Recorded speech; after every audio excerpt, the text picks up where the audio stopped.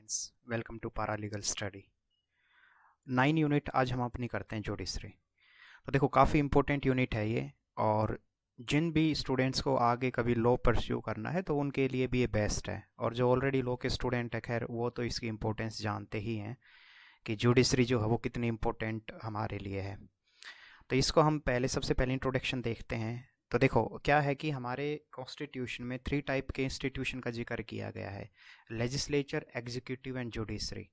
तो सबसे पहले इसका बेसिक्स अगर हम मतलब समझें, लेजिस्लेचर का मतलब हु फॉर्म्स द लॉ, जो कानून बनाने का काम करती है उसको बोलते हैं लेजिस्लेचर। तो पार्लियामेंट जो है उसमें सबसे मेन एग्जांपल अगर हम समझें तो लेजिस्लेचर में कौन आ जाएगा? पार्लियामेंट। फिर एग्जीक्यूटिव कौन होते हैं? Who implement the policy, means legislature, parliament ने जो कानून बनाया उसको इम्प्लीमेंट करने का काम है एग्जीक्यूटिव का। एग्जीक्यूटिव में भी दो हैं फर्दर, टेम्परेरी और परमानेंट एग्जीक्यूटिव। परमानेंट एग्जीक्यूटिव वो होते हैं जो गवर्नमेंट एम्प्लॉय होते हैं, और टेम्परेरी एग्जीक्यूटिव वो होते हैं, जैसे अब एमपी है कोई, जैसे अमित शाह होम मिनिस्टर हैं, तो वो होम मिनिस्टर एमपी होने के साथ साथ वो एक एग्जीक्यूटिव के रूप में भी काम कर रहे हैं। ठीक है ना? तो एग्जीक्यूटिव मतलब टेम्परेरी और परमानेंट दो टाइप से होते हैं। और जुडिशरी जो है वो डिस्प्यूट सेटलमेंट इंस्टीट्यूशन है। और ये जो तीनों जो हैं, लेजिस्लेचर, एग्जीक्यूटिव और जुडिशरी, इनके बीच जो सेपरेशन ऑफ पावर है, यही हमारी रियल में स्ट्रेंथ है।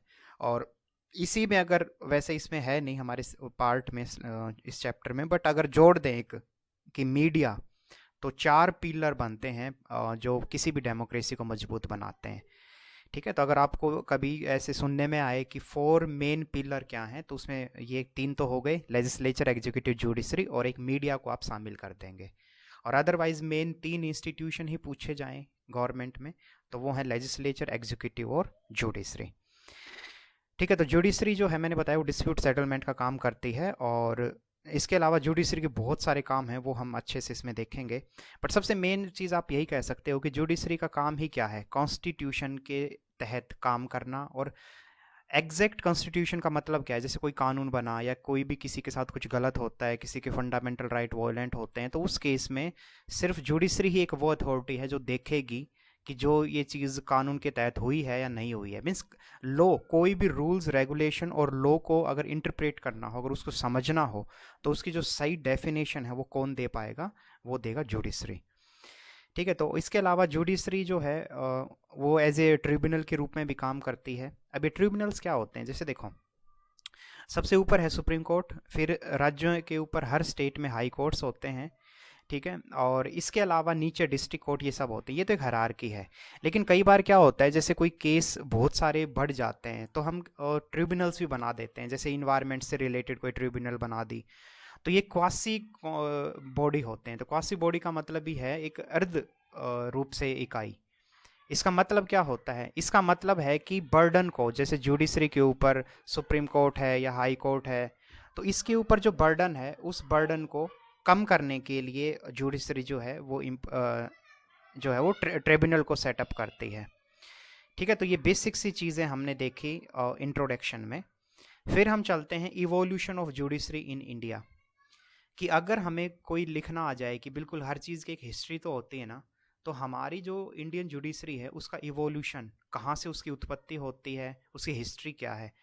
तो इसमें देखो, आपको सारी चीज़ें नहीं रटनी है आपको, बट दो जो इंपॉर्टेंट बातें मैं बता रहा हूँ वो ज़रूर आप ध्यान रखे, एग्जाम में लिखना भी है।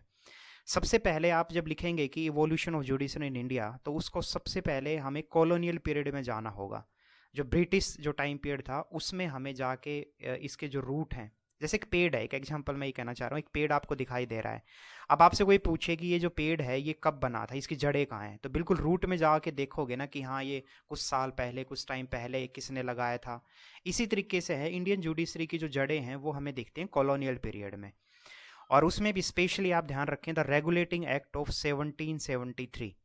ठीक है ना? तो 1773 का जो ये रेगुलेटिंग एक्ट है, उसमें पहली बार सुप्रीम कोर्ट एग्जिस्टेंस की बात की गई। अच्छा, आज एक बात आप ध्यान रखना, कई बार ना दो चीज़ें मैंने अक्सर देखा है, स्टूडेंट बहुत ज़्यादा पजल होते हैं। कभी भी जो कांग्रेस सुनाई देता है ना हमें स्टार्टिंग में, जैसे फॉर एग्जांपल हम इंडिपेंडेंस के दौरान जब भी कोई नाम सुनाई दे कि कांग्रेस सम्मेलन या कांग्रेस जो है मीटिंग, तो हमें ना एकदम पता नहीं हमारी क्या साइकोलॉजी बनी हुई है, आज की जो कांग्रेस है उससे हम रिलेट करते हैं। भाई ऐसा नहीं है। ठीक है। दूसरी चीज़, कई बार यूएसए में भी, जैसे यूएसए आप अमेरिका से रिलेटेड कुछ पढ़ रहे हैं और वहाँ पे कांग्रेस सुनाई देता है, तो भी मैंने ऐसे देखा है, स्टूडेंट को लगता है कि वहाँ कांग्रेस कौन है। अरे भाई, वहाँ की जो संसद है, ठीक है, वहाँ की जो लेजिस्लेचर है, ठीक है, जो हाउस है वहाँ पे पार्लियामेंट के रूप में, उसमें एक हाउस का नाम कांग्रेस है। मेरे कहने का मतलब ये है, ये आप अपनी साइकोलॉजी को थोड़ा बदलें। कांग्रेस सिर्फ आज की कांग्रेस ही नहीं है।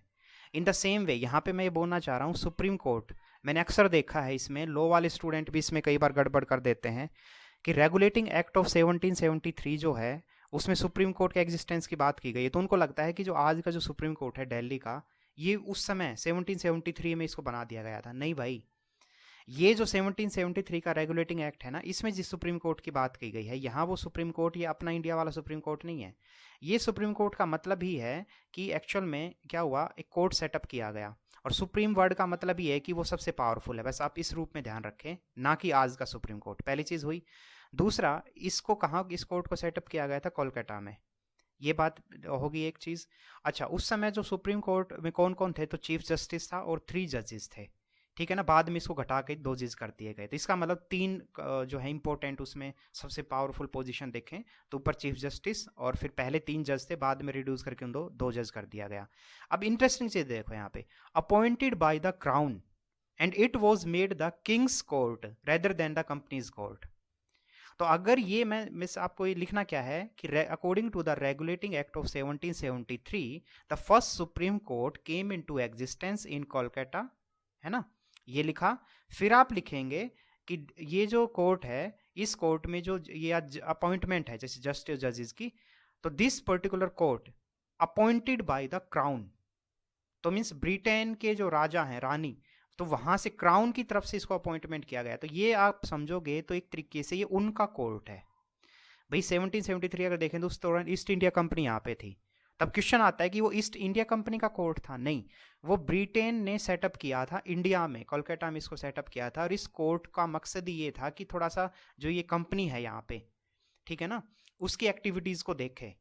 तो याद रखना, ये किंग्स कोर्ट है। ये बात क्लियर हुई। बाद में क्या हुआ, कुछ और कोर्ट्स भी जो हैं वो एस्टेब्लिश किए गए, मद्रास मतलब चेन्नई में, आज के दिन वो चेन्नई है, पहले वो मद्रास बोला जाता था, और बॉम्बे में, ठीक है, जो आज का क्या है, मुंबई है।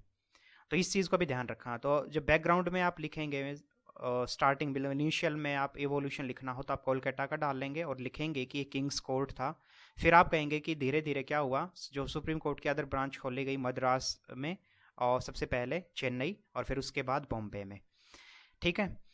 फिर अगर हम उसके बाद बात करें द सिस्टम, फिर हाँ, इसी में थोड़ा फर्दर आगे चलें तो प्रेसिडेंसीज एंड सदर कोर्ट्स भी कुछ जैसे, अब सदर कोर्ट का क्या मतलब है यहाँ पे मतलब है, जैसे हमने जो बात की कि ये जो सुप्रीम कोर्ट हैं जो मद्रास में, बॉम्बे में, ठीक है, ये सब सेटअप किए गए। तो उसके बाद नीचे जो प्रोविनेंसेस थे, जो इलाके थे, जैसे जो कुछ अलग अलग क्षेत्र के लिए भी कुछ कोर्ट, जो उसकी सब ब्रांच आप कह सकते हो, तो वो खोल ली गई। तो उन्हीं को सदर कोर्ट भी बोलते हैं। लेकिन बाद में हुआ क्या, ये जो दीज टू सिस्टम मतलब कि नीचे जो सबऑर्डिनेट जो ब्रांचेज जो खोली गई थी, ठीक है, प्रेसिडेंसीज में, ये सदर कोर्ट और ये कुछ और जो कोर्ट्स थे, उनको मिला करके मर्ज कर दिया गया हाई कोर्ट एक्ट ऑफ 1861 में, ठीक है ना। तो ध्यान रखना, ये इसमें 3 चीज़ें आपको बस ध्यान रखनी है। सबसे पहले कोलकाता का मैंने बताया रेगुलेटिंग एक्ट ऑफ 1773। फिर आप लिखेंगे कि मद्रास और बॉम्बे में भी फर्दर सुप्रीम कोर्ट की ब्रांचेस खोली गई। फिर आप लिखेंगे कि जो नीचे प्रेसिडेंसीज थी, मीन्स जो नीचे जो लो एरिया थे, जैसे आज का डिस्ट्रिक्ट ले लो, आप ऐसे समझ सकते हो। तो ऐसे जो ग्राउंड लेवल पे भी कुछ जुडिशरी से रिलेटेड जो कोर्ट हैं वो सेटअप किए गए थे, जिसको सदर कोर्ट और ये कुछ other types of subordinate supreme courts उनको बोलते हैं। इनको मर्ज करके हाई कोर्ट बनाया गया। तो हाई कोर्ट एक्ट आया 1861 में, ठीक है। This act replace the supreme court and native court. Native court वही मतलब सदर कोर्ट और जो नीचे जो लेवल के जो कोर्ट होते हैं, उन सब को मर्ज करके बनाया गया। एक इंपॉर्टेंट चीज, the highest court of appeal however was the judicial committee of the privy council. एक चीज आप याद रखना, जब भी आप आंसर में लिखें प्रीवी काउंसिल को जरूर मेंशन करें। अब इसका मतलब क्या है, आप इतना समझ लो, जैसे यहाँ पे ये जो हमने कोर्ट की जो बातें करी जितने भी ऊपर, इनमें मान लो आपने अपना केस लड़ा और किसी कारण से आप उसमें सहमत नहीं हो, आपको लग रहा है कि यार मेरे साथ सही नहीं हुआ, तो प्रीवी काउंसिल में आप जा सकते हैं अपील के लिए। और ये जो प्रीवी काउंसिल, याद रखना लॉ के स्टूडेंट भी, प्रीवी काउंसिल में जितनी भी लॉ को इंटरप्रेट किया गया, जो भी लॉ से रिलेटेड जब प्रीवी काउंसिल में कोई जो थ्योरी दी गई, जो बातें बोली गई, आज भी उसको हमारे जो हाई कोर्ट हैं और जो जजेस हैं, एडवोकेट्स हैं, वो इस प्रीवी काउंसिल की एडवाइस को आज भी फॉलो करते हैं। मतलब इसकी इतनी इंपॉर्टेंस है। ठीक है, तो ये चीज़ आप ध्यान रखें कि प्रीवी काउंसिल जो थी वो हाईएस्ट अपील कमेटी थी। मीन्स किसी को भी अपील करनी है तो वो प्रीवी काउंसिल के यहाँ पे कर सकता था। अब एक और चीज़ यहाँ पे इंपॉर्टेंट कि बाद में क्या हुआ था, फेडरल कोर्ट ऑफ इंडिया ये दिल्ली में सेटअप किया गया अकॉर्डिंग टू एक्ट ऑफ 1935। अब ये फेडरल कोर्ट क्या है, तो इसको भी एक बेसिक से सिंपल से मतलब से बताता हूँ। फेडरल कोर्ट कुछ नहीं, आप समझ लो फेडरल कोर्ट ही आगे चल के 1950 में सुप्रीम कोर्ट बन जाता है।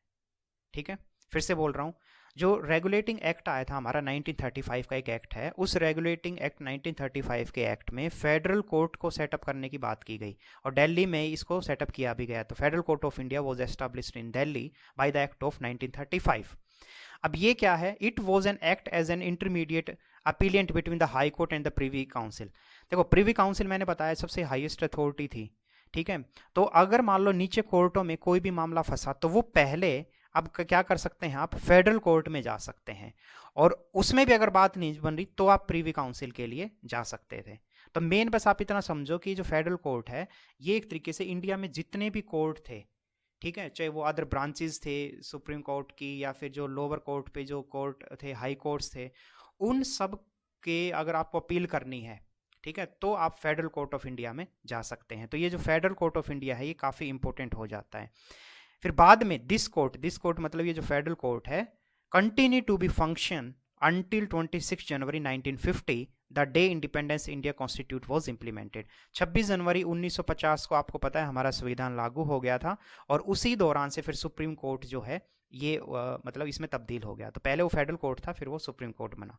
तो ये सारी चीज़ें हुई हमारी इवोल्यूशन।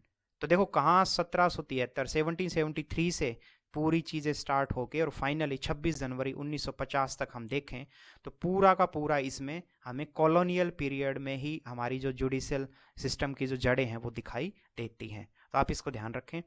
नेक्स्ट है हमारा, अब सुप्रीम कोर्ट पे पर्टिकुलर हम चलते हैं। तो सुप्रीम कोर्ट से पहले बेसिक चीज़ क्या है कि इंडिया में 3 टायर जुडिशरी का स्ट्रक्चर है। सबसे ऊपर सुप्रीम कोर्ट, उससे नीचे हाई कोर्ट, और उससे नीचे जो है डिस्ट्रिक्ट कोर्ट, सेशन कोर्ट होते हैं।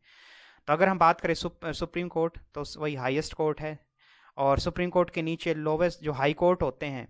याद रखना एक और चीज़, कई बार आपको सुनने में पढ़ने में ऐसे मिलेगा कि हर स्टेट का अपना हाई कोर्ट होता है, लेकिन ऐसा ज़रूरी नहीं है।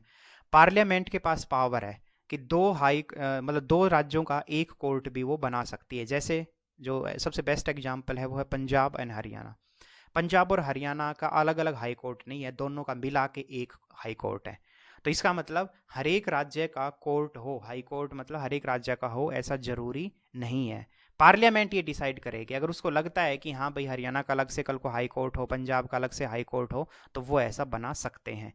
In the same way union territory हैं, जैसे दिल्ली हाई कोर्ट तो है और दिल्ली यूनियन टेरिटरी है, लेकिन दूसरी तरफ हम चंडीगढ़ देखें तो चंडीगढ़ यूनियन टेरिटरी तो है, लेकिन उसका अलग से तो हाई कोर्ट नहीं है।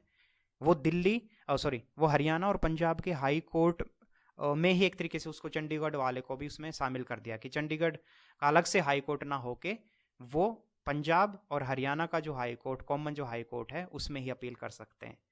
तो अब मामला जो मैं बता रहा था कि यूनियन जो टेरिटरी है, यूनियन टेरिटरी का अलग से भी कोर्ट हो सकता है, जैसे मैंने एग्जांपल दिया आपको दिल्ली का, और अलग कोर्ट नहीं भी हो सकता। तो वो कौन डिसाइड करेगा? Same parliament. तो आप इस चीज़ को याद रखें कि हर स्टेट का हाई कोर्ट होगा ही होगा, ऐसा ज़रूरी नहीं है।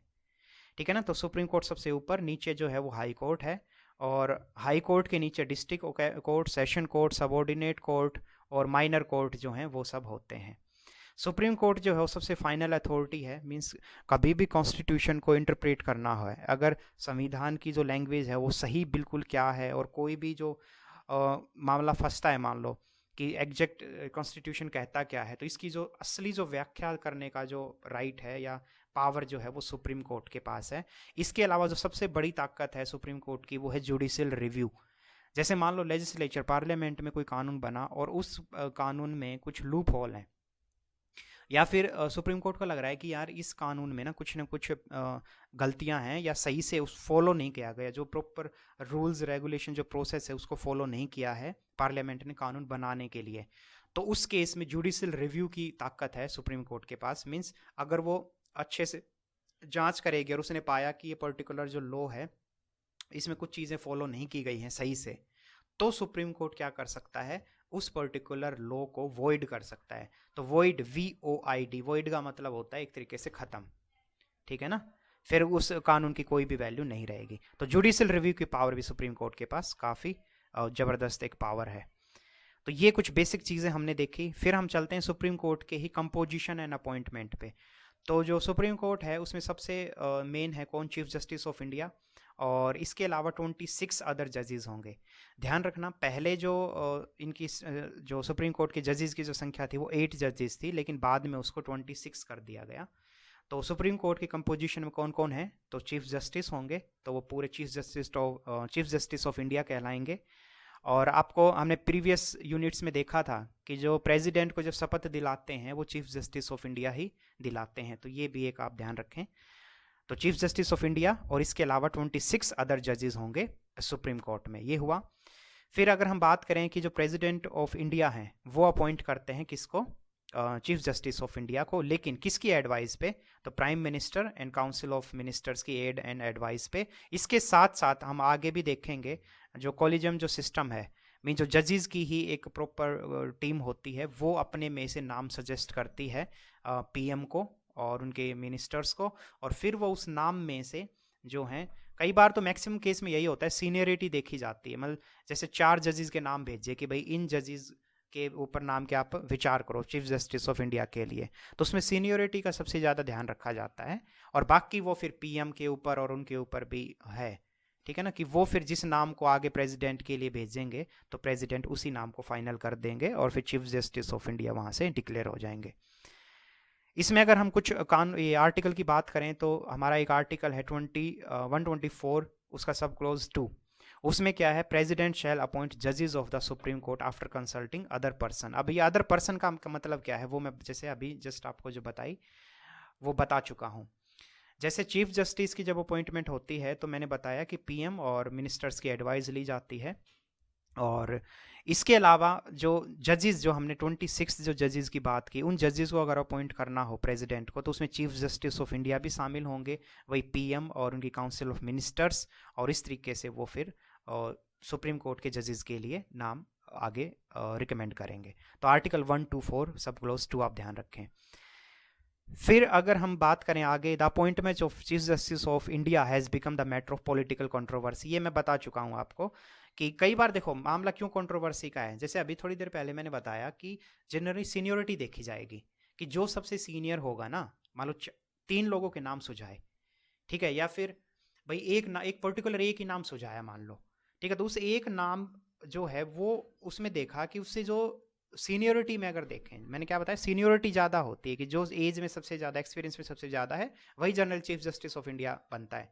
लेकिन मान लो कई बार, अब ये कंट्रोवर्सी कब हुई थी, ये हुई थी 1973 में। तो 1973 में क्या हुआ, जो जस्टिस थे, कौन चीफ जस्टिस, SM सीकरी, ठीक है ना, तो कहने का मतलब उनको रिकमेंड मिलनी चाहिए थी, लेकिन उसकी बजाय किसको अपॉइंट कर दिया गया, जस्टिस SS रॉय को।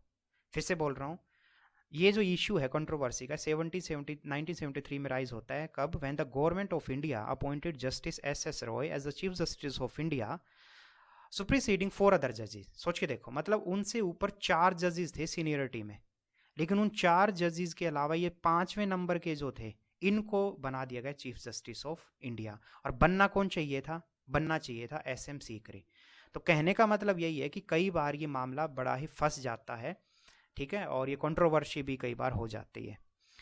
इसके अलावा अगर हम बात करें, क्योंकि हम कंपोजिशन हमने देखा, थोड़ी बहुत उसकी अपॉइंटमेंट देखी, अब है कि थोड़ा एज ऊज का कुछ देखते हैं। तो उसमें सबसे इंपॉर्टेंट जो क्वालिफिकेशन है जो ये सुप्रीम कोर्ट के जजेस होने के लिए और चीफ जस्टिस होने के लिए, सबसे पहले तो ये person should be citizen of India.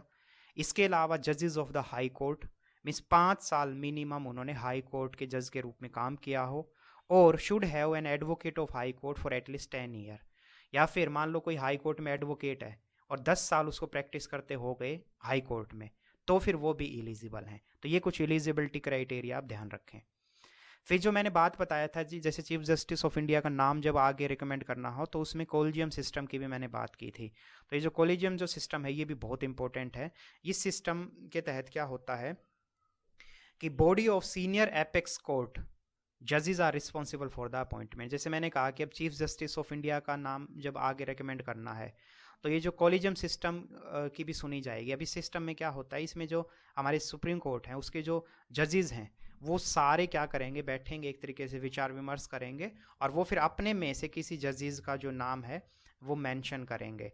ठीक है, इन द सेम वे अगर हाई कोर्ट और अदर जो जजेस की अगर अपॉइंटमेंट हो या किसको, कई बार क्या होता है जैसे कोई बॉम्बे हाई कोर्ट में जज है उसको ट्रांसफ़र करना है किसी दिल्ली हाई कोर्ट या अदर हाई कोर्ट में, तो वो जो ट्रांसफ़र ऑफ जजेस जो है ना वो भी इसी कॉलेजियम सिस्टम के तहत ही होता है। तो कॉलेजियम सिस्टम आप ध्यान रखें, बहुत इंपॉर्टेंट है ये। और आंसर में ना आपकी ये सारी चीज़ें झलकनी चाहिए, collegium system, article 1 to 4 sub clause 2, political controversy जो मैंने आपको बताई। ठीक है, इसके अलावा कैसे प्रेसिडेंट जो है वो चुनाव करते हैं इनके चीफ जस्टिस के और जो अदर जजेस हैं सुप्रीम कोर्ट के, सारी बातें आपको पता होनी चाहिए। आगे टेन्योर चलते हैं कि कार्यकाल कितना होता है। तो जब कोई अपॉइंट कर दिया जाता है जज तो hold office until he attend 65 year of ages. तो 65 ईयर एज तक वो होल्ड पे रहेंगे, मीन्स ऑफिस या जजेस के रूप में काम करेंगे।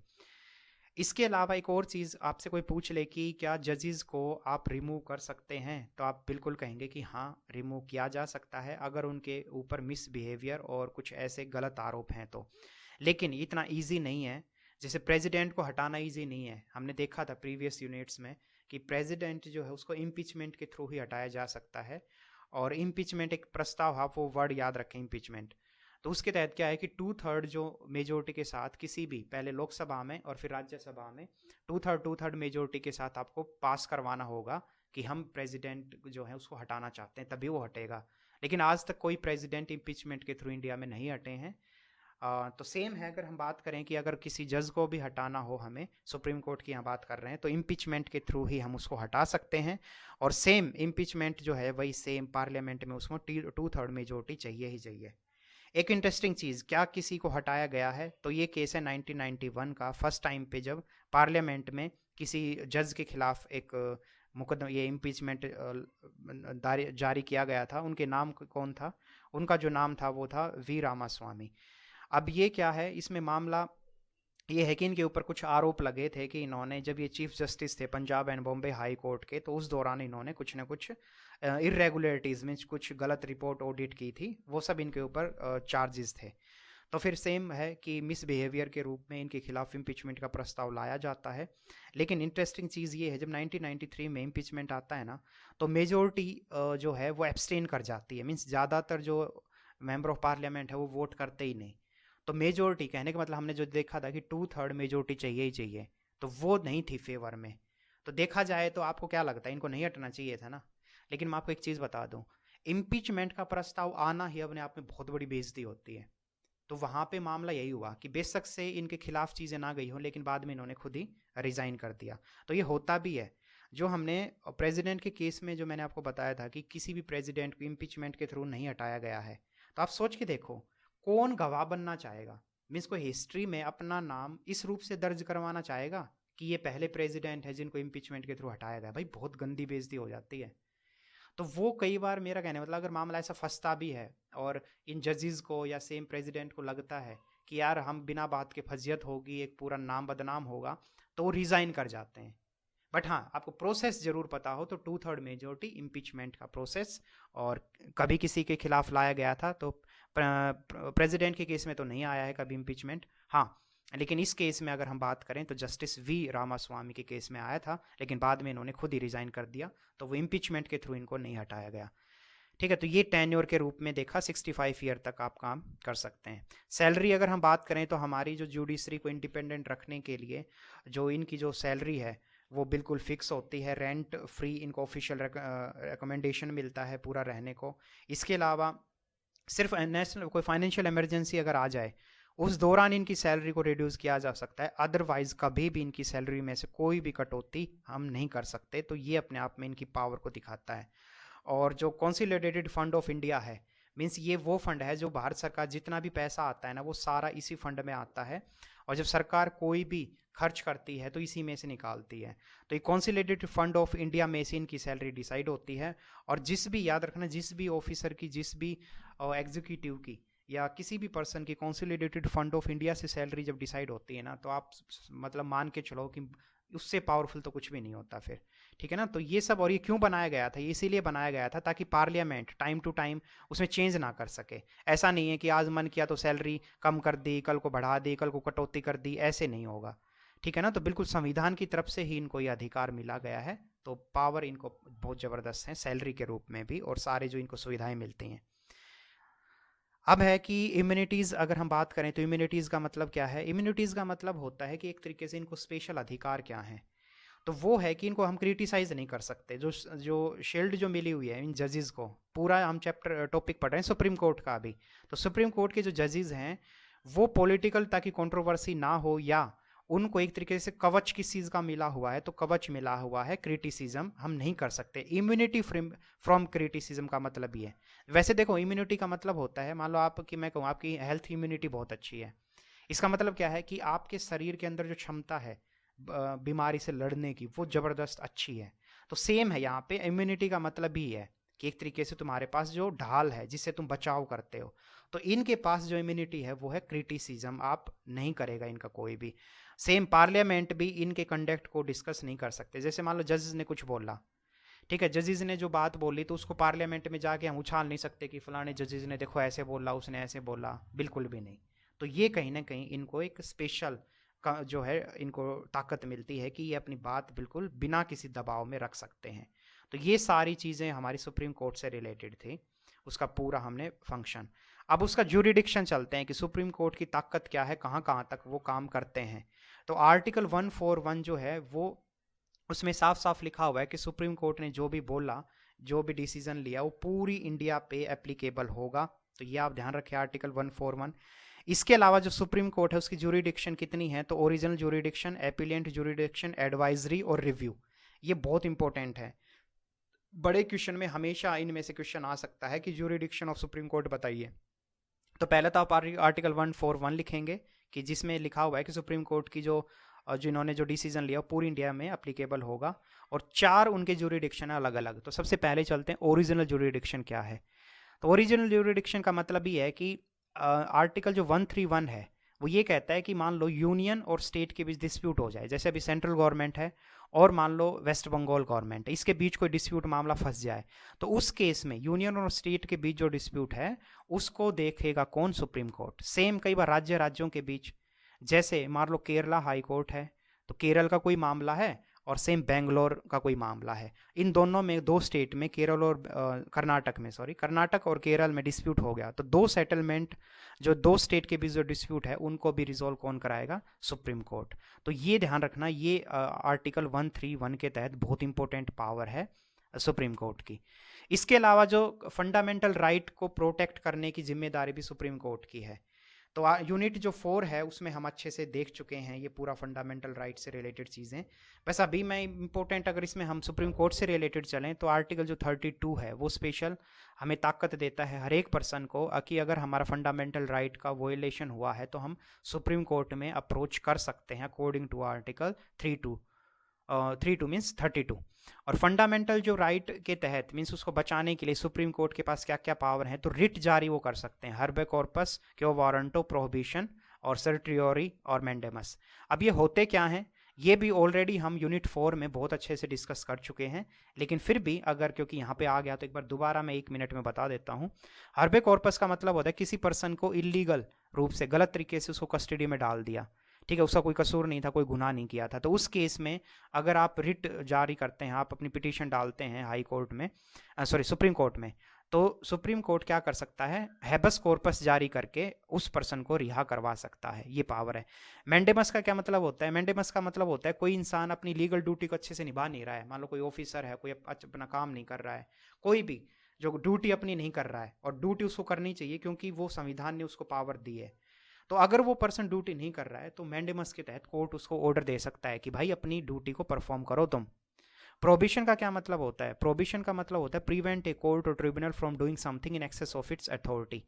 जैसे मान लो कि वो उसके एक्सेस में है ही नहीं, लोअर कोर्ट या ट्रिब्यूनल के एक्सेस में वो चीज़ नहीं है, लेकिन फिर भी वो सुनवाई कर रहे हैं उस पर्टिकुलर केस पे, तो उस केस में प्रोहिबिशन एक तरीके से रोक लगा सकता है सुप्रीम कोर्ट कि भाई ये आपके दायरे से बाहर की चीज़ है, तो आप क्यों इस पे आप मतलब इस पे सुनवाई कर रहे हैं। सर्टियोररी का क्या मतलब होता है कि कोई कोर्ट ने नीचे ऑर्डर दिया, जैसे हाई कोर्ट ने या कोई उसने अपनी कोई जजमेंट दी, ठीक है, कोई ऑर्डर पास किया, तो उसके बाद क्या है कि उसमें कुछ चेंज करना है, ठीक है, या फिर उसमें कोई पर्टिकुलर चीफ से कोई ऑर्डर जो पास उसको स्ट्राइक ऑफ करना है। मान लो सुप्रीम कोर्ट को लगे कि ये गलत है, ये सही से इंटरप्रेट नहीं किया लोअर कोर्ट ने, तो ये रिट जो है वो जारी कर सकते हैं।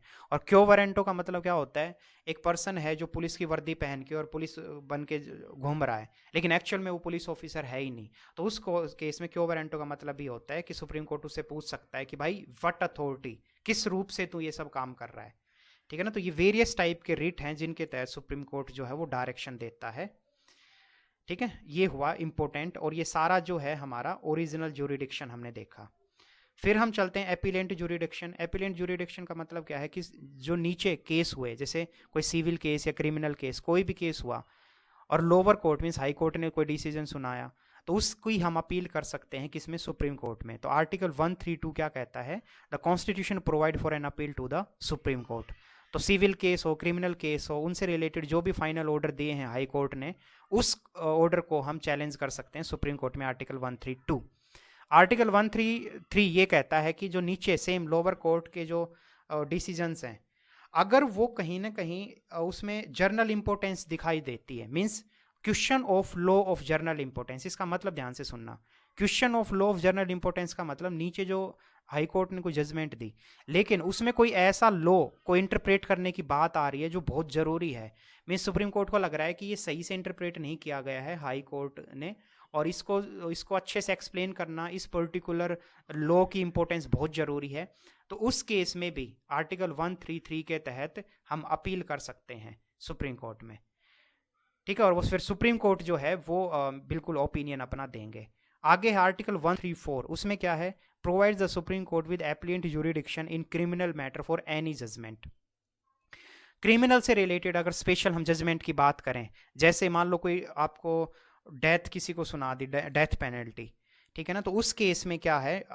134 के तहत हम सुप्रीम कोर्ट में अपील कर सकते हैं, और वो भी 3 डिफरेंट कैटेगरी हैं क्रिमिनल से रिलेटेड हम बात करें। पहला कि if the high court an appeal reverse in order to acquittal for accused person, जैसे मान लो एक पर्सन है जिसको डेथ सेंटेंस सुनाई गई थी, ठीक है ना, तो उस केस में जैसे हम जा सकते हैं आर्टिकल 134 के तहत।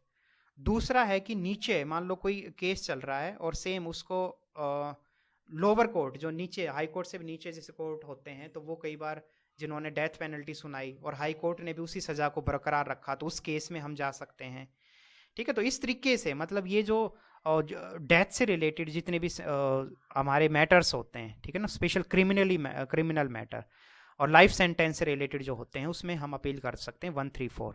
तो ये कुछ हमने जो बात की वो एपिलिएंट ज्यूरिडिक्शन है, जिसके तहत हम लोअर मीन्स हाई कोर्ट के जो डिसीजंस हैं, ऑर्डर्स हैं, उनके खिलाफ सुप्रीम कोर्ट में जाके अपील कर सकते हैं। एडवाइजरी ज्यूरिडिक्शन क्या है? जैसे कई बार मान लो डिस्प्यूट फंस जाए, कोई ऐसा मामला फंस जाए कि पार्लियामेंट जो है, प्रेसिडेंट जो है, उनको लगे कि यार कुछ समझ नहीं आ रहा है, होता है ऐसा, बिल्कुल आप ये मत सोचें कि प्रेसिडेंट अगर हैं तो उनको तो बिल्कुल भाई लॉ की जानकारी उनको सारी थोड़ी ना होगी, तो प्रेसिडेंट कई बार ना एडवाइस लेने के रूप में चले जाते हैं, मीन्स सुप्रीम कोर्ट से वो पूछते हैं कि भाई हमें ऐसा क्या करना चाहिए, तो उस केस में जो है एडवाइजरी मीन्स एडवाइज करने का काम भी सुप्रीम कोर्ट जो है वो करता है, तो ये भी बहुत इंपॉर्टेंट है एज एडवाइजरी ज्यूरिडिक्शन। और यहाँ पे देखो लिखा हुआ है supreme court helps the executive to arrive at a sound decision. मैंने बोला ना कोई मामला फंस जाए, समझ नहीं आ रहा है डिसीजन कैसे लें, कौन से तरीके से हम इस पर्टिकुलर कोई मान लो मुद्दा आ गया उसको सोल्व कर सकते हैं, तो उस केस में सुप्रीम कोर्ट से एडवाइस मांगे, सुप्रीम कोर्ट आपको बता देगा कि भाई ऐसे ऐसे आप कर सकते हो, ये तरीका है। यह है एडवाइजरी ज्यूरिडिक्शन। रिव्यू ज्यूरिडिक्शन का क्या मतलब है? इसका मतलब है supreme court has power to review any judgment. जैसे मान लो स्टार्टिंग में कोई सुप्रीम कोर्ट ने अपनी जजमेंट दी, तो उन सारी जजमेंट को रिव्यू करने की जो अधिकार है, मीन्स अपने ही जजमेंट को रिव्यू कर सकते हैं सुप्रीम कोर्ट, और उसमें फर्दर कुछ आपको अलग से चीज़ें जो मेंशन करनी हो, कुछ अलग से ऑर्डर देना हो, तो सुप्रीम कोर्ट अपने पावर है उनके पास टू रिव्यू एनी जजमेंट, ठीक है ना। ये भी इम्पोर्टेंट। तो ये सारी हमने देखी कि रिव्यू ज्यूरिडिक्शन है, एडवाइजरी ज्यूरिडिक्शन और एपिलियंट ज्यूरिडिक्शन, ओरिजिनल ज्यूरिडिक्शन। ठीक है, ये सारी ज्यूरिडिक्शन है मीन सुप्रीम कोर्ट के दायरे हैं और पावर हैं। ये पूरा हमने जो देखा वो पूरा सुप्रीम कोर्ट हमने अच्छे से समझा। फिर अब चलते हैं हाई कोर्ट पे। हाई कोर्ट से रिलेटेड जो आर्टिकल हैं वो आप ध्यान रखें, वो हैं आर्टिकल 214 से 231। तो हमारे कॉन्स्टिट्यूशन में आर्टिकल 214 से 231 के जो आर्टिकल्स हैं वो पूरा इन्हीं से रिलेटेड फंक्शंस क्या हैं, कैसे हाई कोर्ट काम करेंगे, उन सबको ये बताते हैं। तो ये आप ध्यान रखें। दूसरा जो आर्टिकल 125 है वो ये कहता है कि there shall be high court for each state. ठीक है, कि हर एक जो स्टेट है उसका हाई कोर्ट जरूर होगा ही होगा। अच्छा, आप कहेंगे कि मान लो कि आपने स्टार्टिंग में बोला था कि नहीं ये जरूरी नहीं है, तो ध्यान रखना प्रोविजन है, मीन्स होना चाहिए। कहने मतलब आर्टिकल 125 के तहत है कि होगा, there shall be a high court for each state and the state have a constitutional status. लेकिन इंटरेस्टिंग चीज जो है यहाँ पे देखो, जो मैंने स्टार्टिंग में बताई, parliament has the power to establish a high court. कई बार क्या होता है, जैसे यहाँ पे जो है ना इस आर्टिकल 125 का मतलब आप गलत ना लें। आप कहेंगे इसमें बोला है कि हर एक स्टेट का हाई कोर्ट होना चाहिए, फिर आप कह रहे हैं कि पंजाब और जैसे हरियाणा है उसका तो एक ही कोर्ट है। तो भाई वो आर्टिकल 125 के तहत समझो ना आप कि हाई मतलब पंजाब के लोग भी किस में जा सकते हैं, इस कोर्ट में, और हरियाणा के लोग भी इस कोर्ट में। तो कहने का मतलब बेशक से वो है एक कोर्ट, लेकिन पंजाब का भी तो कोर्ट कहलाएगा वो। ठीक है, पंजाब वो कह सकता है कि हाई कोर्ट है हमारा, सेम हरियाणा वाला भी कह सकता है। मामला बस इतना है कि कई बार दो या दो से ज़्यादा स्टेट का कॉमन अगर हाई कोर्ट बनाना हो या कुछ इस तरीके से चीज़ें सेटअप करनी हो तो पार्लियामेंट के पास वो पावर है। सिमिलरली अगर हम बात करें, जैसे ये कितने स्टेट है, असम, नागालैंड, मिजोरम और अरुणाचल प्रदेश, सोचो इन सब के सिंगल एक हाई कोर्ट है वहाँ पे। ठीक है, तो ये आप ध्यान रखें। तो ये एक बेसिक सी चीज़ें मैंने आपको बताई।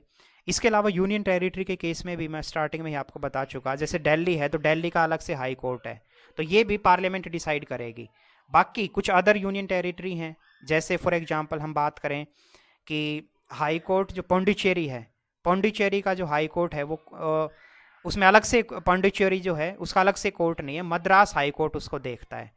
सेम लक्षद्वीप है, लक्षद्वीप का भी अलग से कोर्ट नहीं है, वो केरल हाई कोर्ट उसको देखता है। सेम दादरा एंड नगर हवेली के अलग से वहाँ पे कोर्ट नहीं है, दादरा एंड नगर हवेली से रिलेटेड केस को बॉम्बे हाई कोर्ट देखता है। तो ये सब चीज़, अंडमान निकोबार के अलग से कोर्ट नहीं है, उनको कौन देखता है, कोलकाता। तो ये सारी चीज़ें मैं आपको बता चुका हूँ कि यूनियन टेरिटरी के जो यूनियन टेरिटरी हैं तो उसको उसके आसपास कोई मेन स्टेट है मान लो, तो उसके हाई कोर्ट के पास वो जुरिडिक्शन भेज दी जाती है। पर ये सब देखेगा कौन, ये पार्लियामेंट डिसाइड करेगा। तो हाई कोर्ट के बारे में ये कुछ आर्टिकल और ये बेसिक बातें आप ध्यान रखें। फिर कंपोजिशन हम चलते हैं कि हाई कोर्ट में कौन कौन होंगे।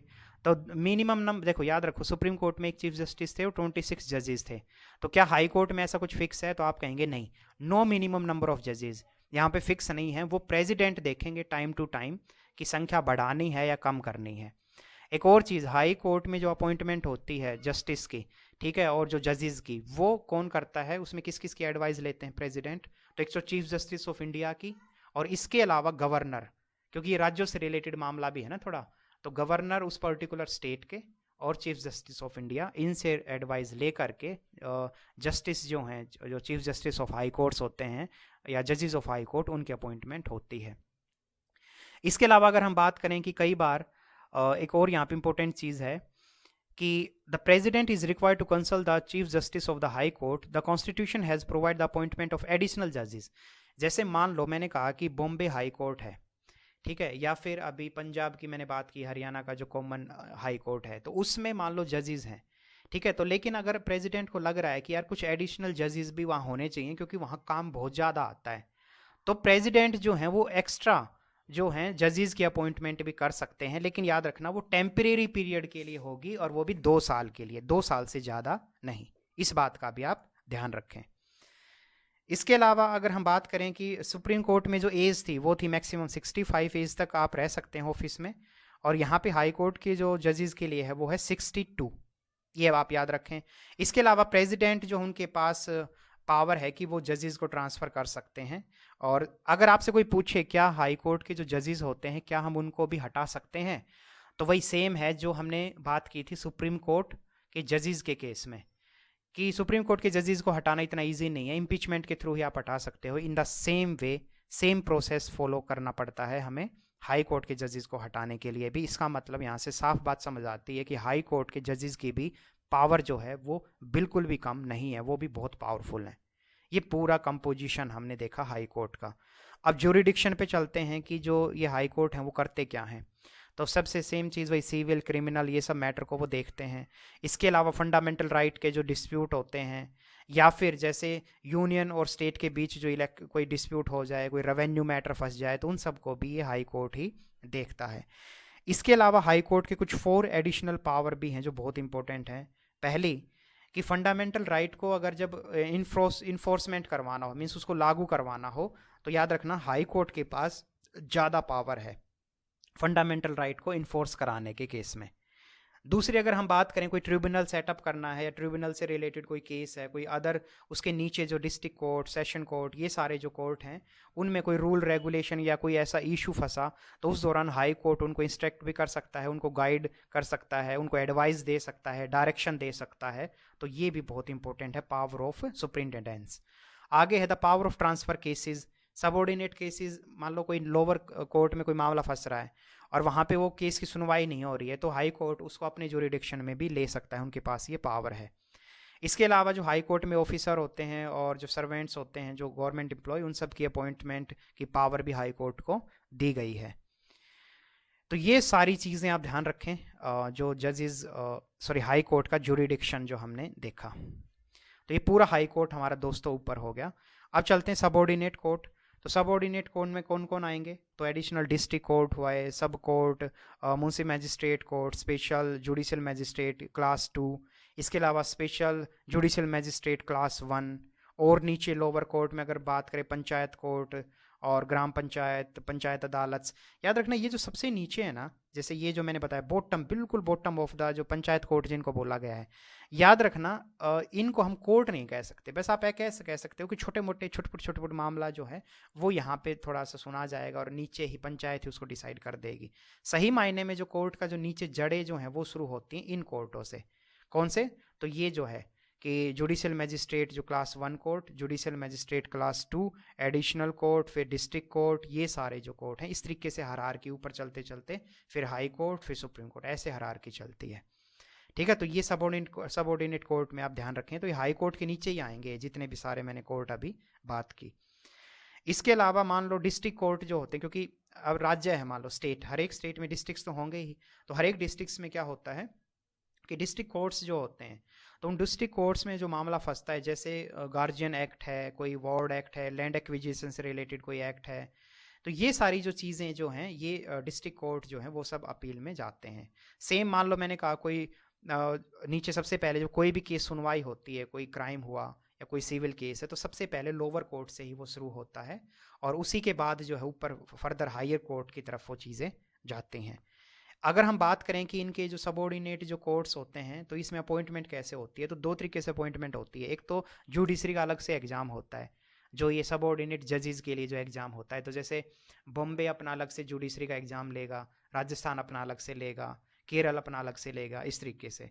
और इसके अलावा जो गवर्नर हैं उसकी एडवाइस के ऊपर भी आप अपॉइंटमेंट जो है, मीन्स जो गवर्नर है वो अपॉइंटमेंट कर सकते हैं डिस्ट्रिक्ट में जजेस की।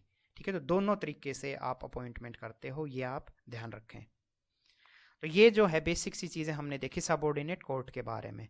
फिर है जुडिशियल रिव्यू, बहुत इंपॉर्टेंट है ये, बहुत इंपॉर्टेंट। जुडिशियल रिव्यू का सिंपल मतलब क्या है कि कोई भी जो लेजिस्लेचर ने कोई कानून बनाया, उस कानून से संबंधित कुछ खामियां हैं, जुडिशरी को लग रहा है कि ये सही से प्रोसीजर को फॉलो नहीं किया है कानून बनाते दौरान, तो किसी भी जो कानून बना है उसको रिव्यू करने का अधिकार है किसके पास? जुडिशरी के पास। उसी को बोलते हैं judicial review.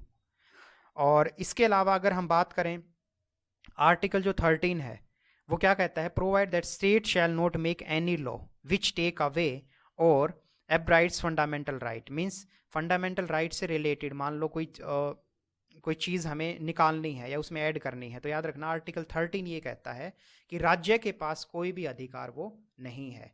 And that any law made in contravention with the rule shall be void. कहने का मतलब यहाँ पे इस पॉइंट का मतलब भी ये है कि ये जो हमने जुडिशियल रिव्यू की ताकत देखी, तो वो है ये कि मान लो कोई कोर्ट, कोई हाई स्टेट है, कोई फंडामेंटल राइट से रिलेटेड वो छेड़छाड़ करता है, ठीक है, तो उस केस में जो है वो वॉइड माना जाएगा, मीन्स उनके पास पावर ही नहीं है कि कोई भी उससे रिलेटेड वो कानून बनाए। तो कहीं ना कहीं जुडिशियल जो रिव्यू है, आप समझ सकते हैं कि फंडामेंटल राइट को इन्फोर्स करने के लिए भी बहुत इंपॉर्टेंट है। और आगे हम कुछ फेमस केस में हम देखेंगे। जैसे देखो, आप 2-3 केस याद रखें, ये केस में प्रीवियस जो हमारे यूनिट्स हैं उनमें डिस्कस कर चुका हूँ, लेकिन फिर से यहाँ पे बताऊँ तो गोलकनाथ केस हुआ था जब 1967 में। उस केस में सुप्रीम कोर्ट ने ये कहा था कि कॉन्स्टिट्यूशन में अमेंडमेंट आप कर सकते हैं, और जब अमेंडमेंट जो है, if that amendment violate any of the fundamental right, कहने का मतलब आप बेसिक से इस लैंग्वेज पे मत जाएं, वो आपकी लिखी हुई है, आप देख लेंगे। मेन चीज़ समझो, गोलकनाथ केस में 1966 में सुप्रीम कोर्ट ने ये बोला कि कॉन्स्टिट्यूशन में अमेंडमेंट आप कर सकते हैं, और उसमें फंडामेंटल राइट से रिलेटेड अगर आपको कोई अमेंडमेंट करना हो, ठीक है ना, अगर फंडामेंटल राइट से रिलेटेड कोई चीज़ें वोलेट होती हैं किसी अमेंडमेंट में, तो वो चीज़ गलत मानी जाएगी, मीन्स वो कानून जो है उसको अनकॉन्स्टिट्यूशनल डिक्लेयर कर दिया जाएगा। तो यहाँ पे साफ समझ आता है कि एक तरफ जो पार्लियामेंट को पावर तो है टू अमेंड द कॉन्स्टिट्यूशन, लेकिन फंडामेंटल राइट को वो वोलेट नहीं कर सकते। लेकिन अगर हम बात करें आर्टिकल 368 को और इंटरप्रेट करते हुए, क्या कहा कोर्ट ने? सुप्रीम कोर्ट ने कहा कि ये जो 368 को ना पहले मिसयूज कर रहे थे लेजिस्लेचर वाले, मीन्स पार्लियामेंट वाले, वो इस 368 के तहत कोई भी बदलाव कर देते। कोर्ट ने कहा कि भाई ऐसा है, 368 में ये नहीं बोला गया है कि आप कॉन्स्टिट्यूशन में बदलाव कर दें, बस उसमें प्रोसीजर बोला गया है कि कैसे कैसे आप बदलाव करेंगे। इस बात को भी आप ध्यान रखें, ये बहुत इंपॉर्टेंट है। आर्टिकल 368 में पहले क्या होता था, पार्लियामेंट को लगता था कि आर्टिकल 368 के तहत हम कॉन्स्टिट्यूशन में बदलाव कर सकते हैं, लेकिन सुप्रीम कोर्ट ने ये बोला कि भाई ऐसा है, आर्टिकल जो 368 है does not contain the power to amend the constitution but only prescribes. Prescribes मतलब क्या? जैसे आप मेडिसिन लेते हो, डॉक्टर कहता है ना ऐसे ऐसे दवाई ले रही है, इस टाइम लेनी है, ये सब चीज़ें होती हैं। तो सेम है, कोई भी जब आप अमेंडमेंट करते हो तो क्या क्या प्रोसेस होंगे, उसकी प्रोसीजर क्या है, वो सब प्रिस्क्राइब किया है आर्टिकल 368 में। कहने का मतलब यहाँ पे सुप्रीम कोर्ट ने यही बोला कि आप गलत तरीके से चीज़ों को इंटरप्रेट मत करो। जो सही व्याख्या है किसी भी आर्टिकल की, व्याख्या जो है वो सही तरीके से कौन करता है? Supreme court. यही है उसकी जुडिशियल रिव्यू की ताकत, और ये बहुत ज़्यादा पावरफुल है, ध्यान रखना। क्योंकि कई बार क्या होता है, पार्लियामेंट वाले तो बड़े मज़े से कुछ भी बना के बैठ जाएंगे, तो ऐसा नहीं चलेगा। सुप्रीम कोर्ट कहता है कि भाई तुम थोड़े बच्चे हो, अगर तुम्हें कोई भी जुडिशरी से रिलेटेड कोई इंटरप्रिटेशन चाहिए, कोई सही में व्याख्या चाहिए, तो हम आपको बताएंगे कि किस तरीके से आर्टिकल को पढ़ा जाएगा, समझा जाएगा। आप अपने हिसाब से उसको तोड़ मरोड़ के चेंज नहीं कर सकते। ये जुडिशियल रिव्यू सबसे इंपॉर्टेंट है। फिर अगर हम आगे बात करें कि 1972 में क्या हुआ, पार्लियामेंट ने, मीन्स इंदिरा गांधी के जब टाइम पे क्या हुआ, पार्लियामेंट ने कानून एक अमेंडमेंट किया, 25th अमेंडमेंट है ये बहुत कंट्रोवर्सी इसमें हो गई थी। इसमें अमेंडमेंट में बोला ये गया था कि लेजिस्लेचर के पास पावर है कि वो कोई भी फंडामेंटल राइट में जोड़ तोड़ कर सकती है, ठीक है ना। और सबसे इंटरेस्टिंग चीज़ कि कोर्ट के पास कोई भी पावर नहीं है कि फिर उस जो ये हमने कानून बनाया है पार्लियामेंट ने, उसको छेड़छाड़ करे। मामला यहाँ पे क्या है, इंदिरा गांधी के केस में एक बहुत बड़ा मामला यहाँ पे फंसता है। इसलिए कई बार वो जो इंदिरा गांधी को लेके जो बीजेपी सरकार घेरती भी है कांग्रेस को, वो यही सब कारणों से घेरती है, क्योंकि उन्होंने ये जो 25th कॉन्स्टिट्यूशनल अमेंडमेंट जो लेके आए थे 1972 में, उसमें एक तरीके से पार्लियामेंट अपने हाथ में पावर रखना चाहता था। और उसने साफ इस अमेंडमेंट में, मीन्स 25th कॉन्स्टिट्यूशनल अमेंडमेंट में ये बात कह दी थी कि हम जो है पार्लियामेंट कोई भी कानून बनाएगी, सबसे पहली बात उसमें फंडामेंटल राइट में भी हम जो मर्जी चेंज कर सकते हैं। और दूसरी चीज़, जुडिशरी के पास फिर कोई भी ताकत नहीं है कि हमारा जो हमने जो कानून बनाया, पार्लियामेंट ने जो कानून बनाया है, उसको लेके वो अपना कुछ बोल ले। अब सोच के देखो यार, कितनी गलत चीज़ है ये। तो जुडिशरी का मेन काम तो कॉन्स्टिट्यूशन की जो पूरा इंटरप्रिटेशन, उसके जो सारी चीज़ें हैं उसकी व्याख्या करना, चीज़ों को इम्प्लीमेंट और डिस्प्यूट सेटलमेंट, या कोई सही से कानून काम कर रहा है नहीं कर रहा, वो सब देखेगा ना जुडिशरी। और आपने अधिकारी छीन लिया, मतलब आप कह रहे हो कि जुडिशरी हमने जो कानून बना दिया उसके ऊपर जुडिशरी बिल्कुल कुछ नहीं कर सकती। ये तो बहुत तानाशाही होगी एक तरीके से पार्लियामेंट की। तो इसके ऊपर बहुत ज़्यादा मामला फंसता है, ठीक है ना। तो फाइनली क्या होता है, केशवानंद भारती केस आता है फिर 1973 में। उसमें सुप्रीम कोर्ट साफ साफ, ये बहुत ज़बरदस्त केस, आप इसको ज़रूर लिखें जब भी आप ये जुडिशियल रिव्यू और इनकी ताकत लिखनी हो तो आप लिखेंगे सुप्रीम कोर्ट ने फाइनली केशवानंद भारती में ये कहा कि ठीक है, आप फंडामेंटल राइट में तो चेंज कर सकते हो, ये बात मान ली, लेकिन सबसे इंपॉर्टेंट चीज़, कंडीशन क्या रखी? कंडीशन रखी कि बेसिक स्ट्रक्चर के साथ छेड़छाड़ नहीं होगा। इसका मतलब क्या है? इसका मतलब है जो प्रीमेबल में हमारी बेसिक चीज़ें हैं, जैसे सोवर्जिनिटी हुआ, Republic, democratic, justice, equality, fraternity, तो ये जो सारी चीज़ें हैं प्रीमेबल में, जितनी भी चीज़ें हैं वो हमारी बेसिक स्ट्रक्चर को ही दिखाता है। तो केशवानंद भारती केस में सुप्रीम कोर्ट ने यही कहा कि आप बेसिक स्ट्रक्चर के साथ बिल्कुल भी छेड़छाड़ नहीं कर सकते, और मेन चीज़ कि जो आप कानून बनाएंगे हम उसको देखेंगे जरूर, रिव्यू हम जरूर करेंगे। मीन्स जुडिशरी के पास पावर है कि कोई भी लेजिस्लेचर जो कानून बनाती है उसको रिव्यू कर सकते हैं। तो ये केशवानंद भारती केस जो है उसकी बहुत इंपॉर्टेंट जजमेंट जो है वो आप ध्यान रखें। इसके अलावा अगर हम बात करें कि 42nd कॉन्स्टिट्यूशनल अमेंडमेंट हुआ, उसमें एक और कुछ क्लोज एज ऐड कर दिया गया, वो ये कि जो कोर्ट है वो अब बिल्कुल जुडिशरी जो मीन्स सुप्रीम कोर्ट है वो रिव्यू कर सकता है, और चीज़ों को किसी भी केस में किसी भी लॉ को अगर उसको देखना हो तो सुप्रीम कोर्ट उसमें अपनी तरीके से व्याख्या करके उस केस को उस लॉ को चाहे तो ख़त्म और वॉइड करवा सकता है, डिक्लेयर करवा सकता है। तो ये 42nd कॉन्स्टिट्यूशनल अमेंडमेंट ध्यान रखें, जिसमें जुडिशियल रिव्यू की जो ताकत है उसको और ज़्यादा बढ़ावा दिया इस अमेंडमेंट ने। पहले देखो क्या होता था, इसका एक इसी का एग्जांपल मैं आपको बताता हूँ बहुत इंटरेस्टिंग कि कैसे इसके पावर बढ़ी है जुडिशियल रिव्यू की।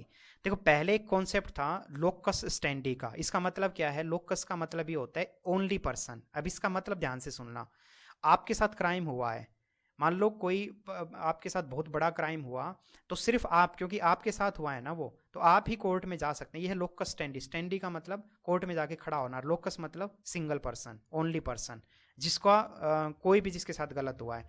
तो पहले लोकस स्टैंडी का कॉन्सेप्ट था, लेकिन ये जो ऊपर मैंने बात की कि जुडिशियल रिव्यू की ताकत को बढ़ा दिया गया, तो उसके बाद क्या हुआ अब कि सुप्रीम कोर्ट ने ये बोला कि नहीं, जरूरी नहीं है जिसके साथ गलत हुआ है वही जाए, बिल्कुल भी ऐसा नहीं है। एग्रीव्ड पर्सन, एग्रीव्ड पर्सन का मतलब भी है जो उससे संबंधित रिलेटिव है, ब्लड रिलेशन में है, वो लोग भी जा सकते हैं। इसके अलावा पब्लिक इंटरेस्ट में, जैसे मान लो अब कहीं पे रेप हो गया, ठीक है, कोई बहुत बड़ा ऐसे किसी महिला के साथ कुछ दुष्कर्म हो गया, कोई भी ऐसी एक्टिविटी होगी, तो पहले क्या था कि लोकस स्टैंडी मीन्स वही महिला जाए, लेकिन बाद में उन्होंने बोला कि नहीं नहीं, ये सब इसको छोड़ो, ये गलत चीज़ है।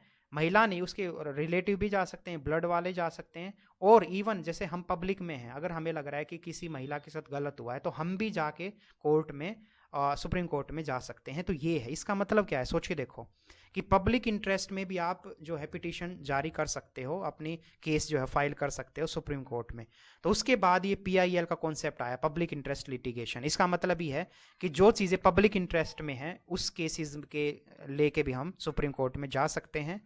उसके बाद से एक तरीके से मानो बाढ़ सी आ गई केसेस की, क्योंकि जो वेरियस ऑर्गेनाइजेशन है, जो ह्यूमन राइट के जो कुछ संस्थाएं हैं, वो बहुत सारा जो है PIL के थ्रू जा जाके केस डालने लगे।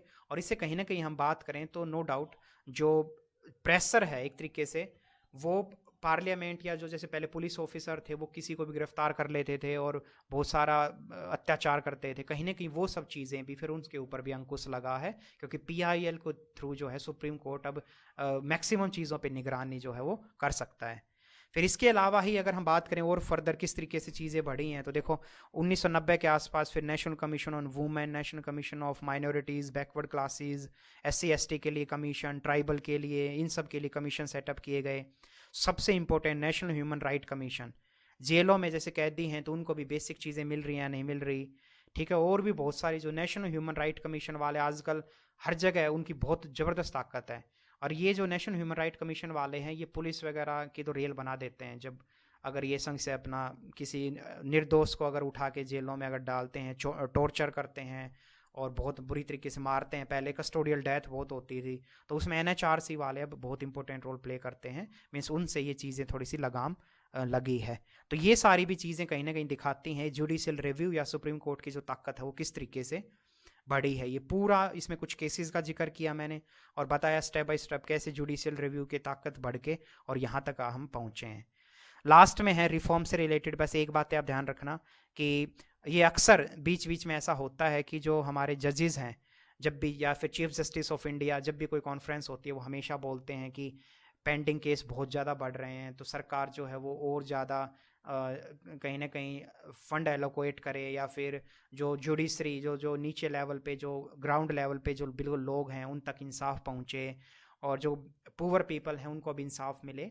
तो ये बस कॉमन चीज़ें हैं, आप इसको ज़रूरी नहीं है इसी से रिलेटेड करेंगे, आप बना मतलब अपना भी लिख सकते हैं कि कहीं ना कहीं जुडिशल रिफ्यूम में रिफॉर्म करना बहुत ज़रूरी है, क्योंकि आज भी जो अमीर लोग हैं, पैसे वाले हैं, वो अपने दम पे कई बार जो है इंसाफ को इस तरीके से तरोड़ मरोड़ते हैं, क्योंकि बहुत बड़े बड़े लॉयर को वो और एडवोकेट को हायर कर लेते हैं, लेकिन नीचे तबके के जो लोग हैं बेचारे, उनको ज़्यादा जानकारी नहीं होती। तो रिफॉर्म में आप नेगेटिव पॉइंट के बजाय आप ये लिखें कि गवर्नमेंट जो है उसकी ड्यूटी बनती है कि स्कूलों में जो लॉ से रिलेटेड सब्जेक्ट को पढ़ाया जाए। इसके अलावा ग्राम पंचायत लेवल पे जो लॉ से रिलेटेड बेसिक बेसिक चीज़ें हैं वो हर एक गांव में क्लासेस लगें, इस तरीके से हम ताकि और बेहतर रूट लेवल पे भी इन चीज़ों को पहुंचा सकें। ठीक है, तो ये है पूरा हमारा चैप्टर। और इसमें एक बस छोटी चीज़ यही बोल लूँगा, अगर किसी को भी, क्योंकि चैप्टर काफ़ी बड़े बड़े हैं, अगर किसी को भी नोट्स से रिलेटेड कुछ चाहिए, ठीक है, कि अगर उनको बिल्कुल क्रीम नोट्स जो एग्ज़ाम में आपकी हेल्प करेंगे और एग्ज़ाम ओरिएंटेड जो नोट्स अगर चाहिए, तो उसके लिए एक सिंपल सा है कि एक लेक्चर जो है, मीन्स एक लेक्चर में एक यूनिट हम कवर करते हैं, तो उसके आपको हैंड रिटन नोट्स अगर चाहिए तो उसके लिए बहुत ही मिनिमल 10 रुपये का प्राइस है। ठीक है, वो आप पे करके और वो हैंड रिटन नोट्स ले सकते हैं। और वो 10 रुपये भी क्यों रखा गया है, उसका भी एक ऑब्जेक्टिव है, क्योंकि फ्री भी कल्चर के हम बिल्कुल खिलाफ हैं, पहली चीज़। और दूसरी चीज़, जो फ्री जो चीज़ें होती हैं doesn't have any value at all, उसकी कोई वैल्यू होती नहीं है। ठीक है, और वैसे भी 10 रुपये में क्या आता है, एक कप चाय। तो आप जो बहुत सारी चीज़ें अननेसेसरी भी खर्च करते होंगे, तो अगर आप चाहते हैं कि हैंड रिटन नोट्स आपको मिले और आप और चीज़ें बेहतर तरीके से अपनी तैयारी करें, तो आप ऐसा कर सकते हैं। और अगर आपको लग रहा है कि ज़रूरत नहीं है तो कोई दिक्कत नहीं है, तो फिर आप आराम से इसको पढ़ें और अपने हिसाब से चीज़ें जो हैं वो नोट्स वगैरह बनाएं। थैंक यू सो मच, खूब सारी मेहनत करें।